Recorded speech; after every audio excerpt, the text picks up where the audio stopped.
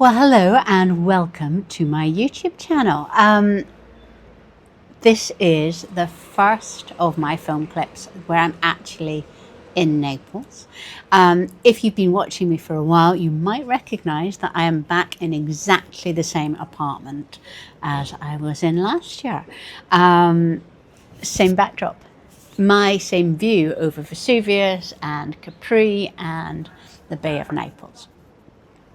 So, welcome.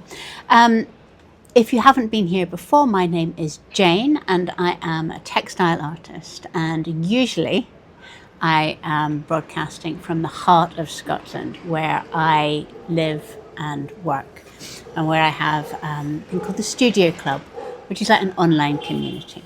But last year and this year I decided to spend a month on my own in Naples, just to see what would happen.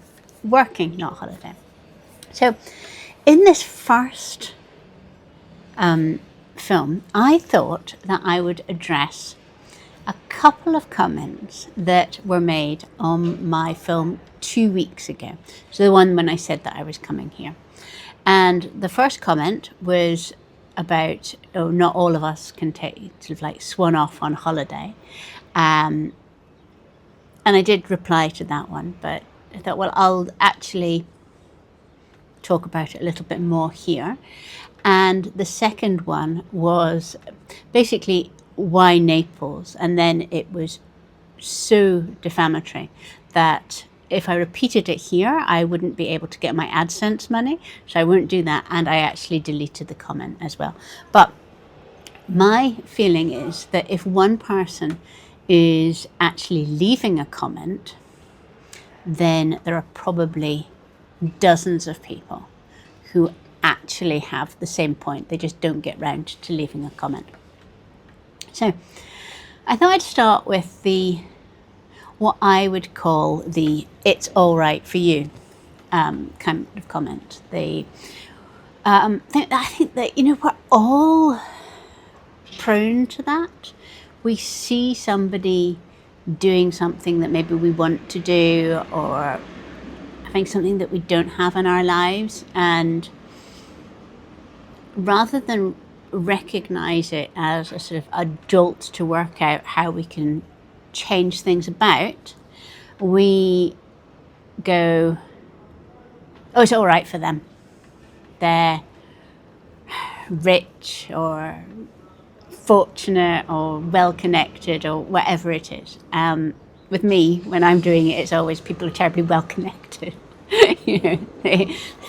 They've got friends who are journalists who do lots of promotions for them, or whatever it is. And I think it is a human characteristic. But it is really not a helpful human characteristic, because as soon as you do that, oh, they're doing the thing that I want to do. They are going for a month on their own to Italy. I would really like to do that, but it's all right for them. So you're putting down this wall that says that is not for me. It's all right for them, but it's not for me. And, that's not very helpful. So I thought what would be helpful would just be to talk about the finances of me coming here, because I think that's what the commenter was getting at. Though equally, I know that at times in my life there have been, wouldn't have been able to come here on my own easily.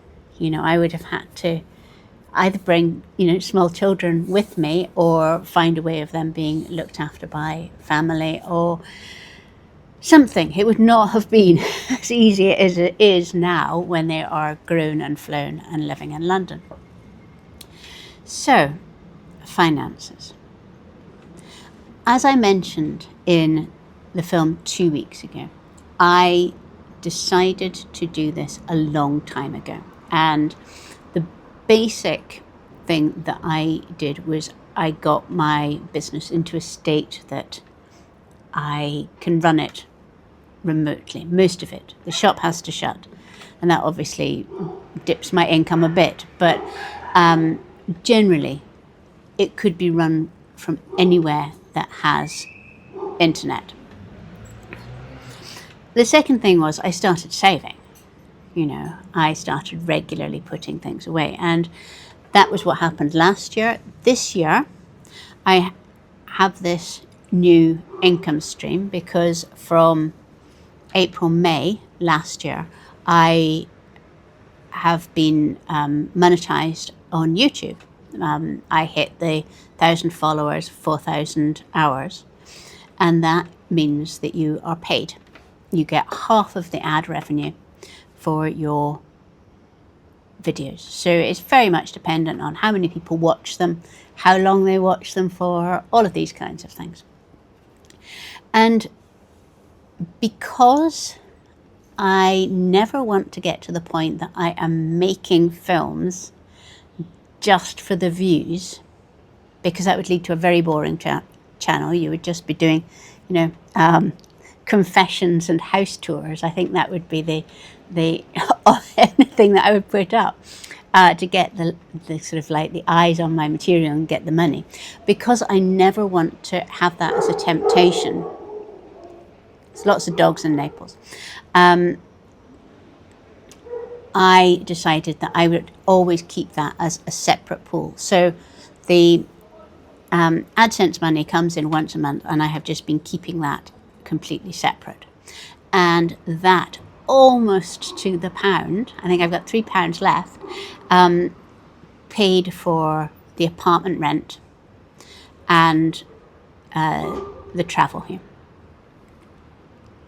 I kind of think that food and, incidentals are just general things. They're the same at home as here. Food's slightly cheaper here. Yeah. It kind of works out. So that is how I fund this. I make sure that I could still do my work from here, and two, I developed a new income stream, I think you would call it, which, I'm not like a great, fancy, wildly popular YouTuber, but it mounts up if you save it, put it away.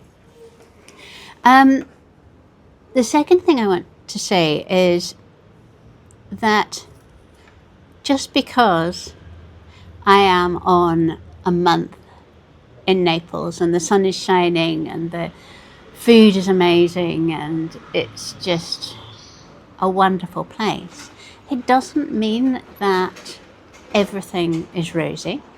I've been here 6 days now. The first 3 days I was ill. I picked up some kind of vomiting bug while I was traveling. So I spent the sort of day 2 and 3 in bed.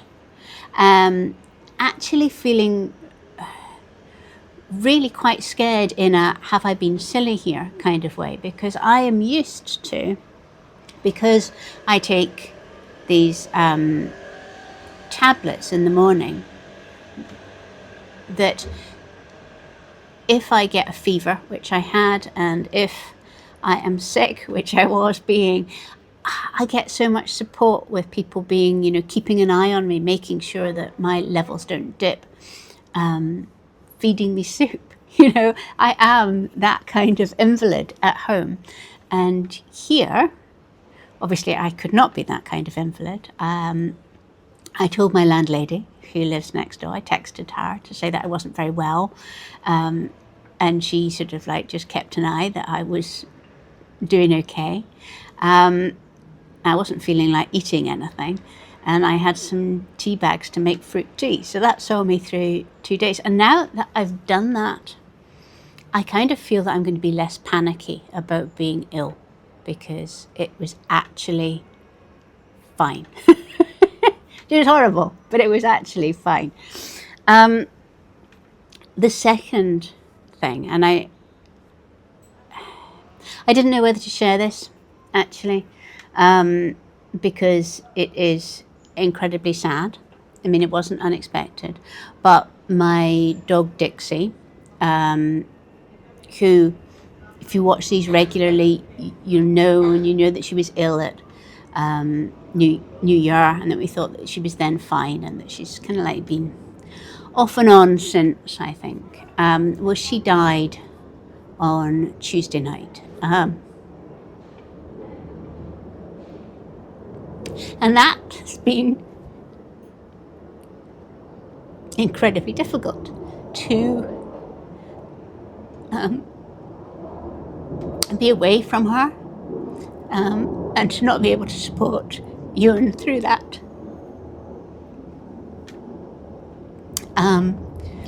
But that is what happens. You see, life goes on. Life is not perfect, and this coming away, which is undoubtedly good for me, but it is good for me because it is a disruption to my rather set ways.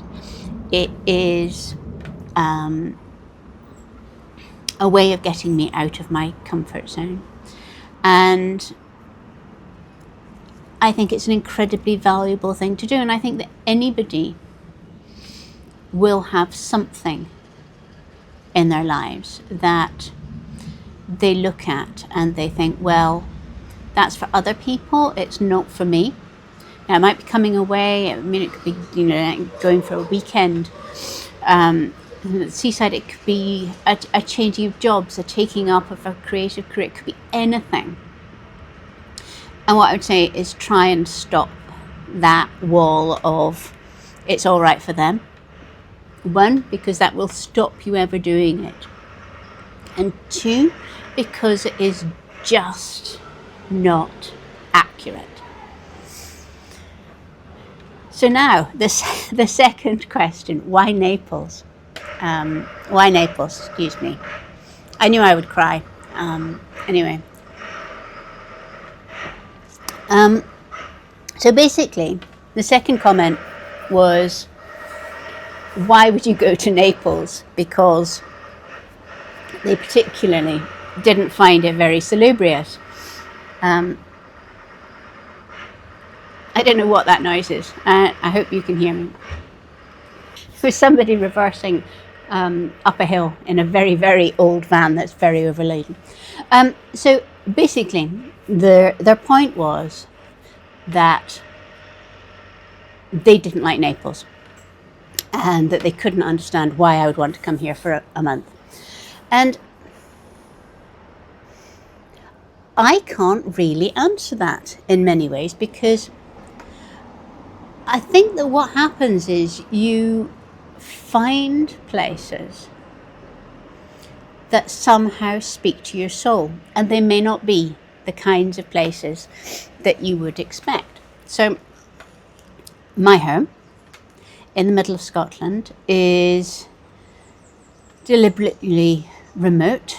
It's deliberately quiet. I can go days there not seeing anybody. It's not like one of these rural places that are actually very busy because they're sort of like at the end of a track or something. It is very, very quiet, and that's why I chose to live there.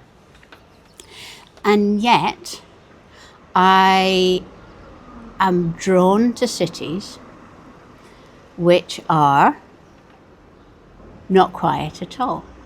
I'm not a great fan of airbrushed places, or kind of what I feel is Disneyfied kind of spaces. I like cities where people live. So it is absolutely true that Naples is in places a bit run down.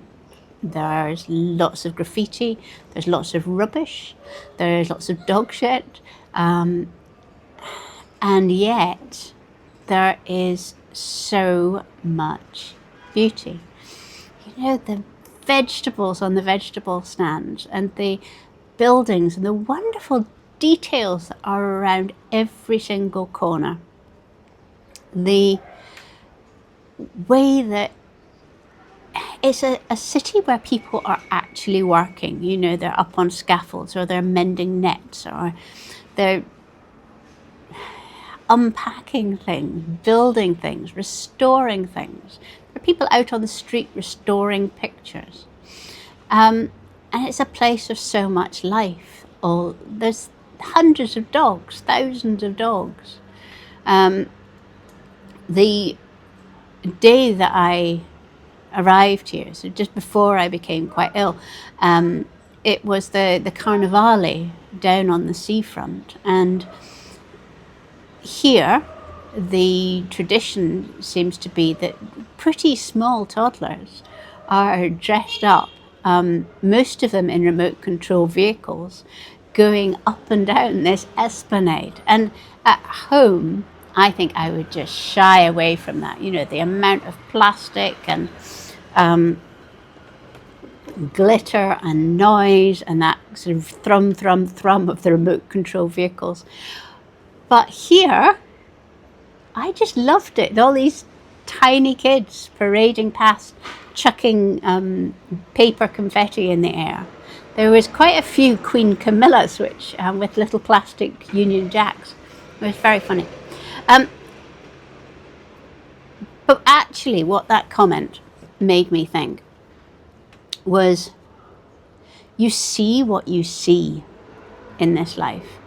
And if you come to Naples and you concentrate on the letter, then that is going to be what you see, and that's going to be your experience of it. And that's, if you take that right the way through your life, that's going to be such a diminished life. But if you come here and you see the details and the colours of the buildings and that wonderful contrast of light and dark and the amazing food and all of the dogs and the spirit of the people, it's just amazing. And a little example. So when I'm in Naples, there are two coffee shops that I particularly like, and one I would go to if it was sunny, and one if it was cloudy or rainy. And on Wednesday, beginning to feel a bit better, and I walked along for coffee, and I sat down on the terrace and I ordered my Americano. And when the young waiter brought it to me, he brought a little saucer of amaretti biscuits, handmade, kind of like tiny little, they look more like midget gem size of things.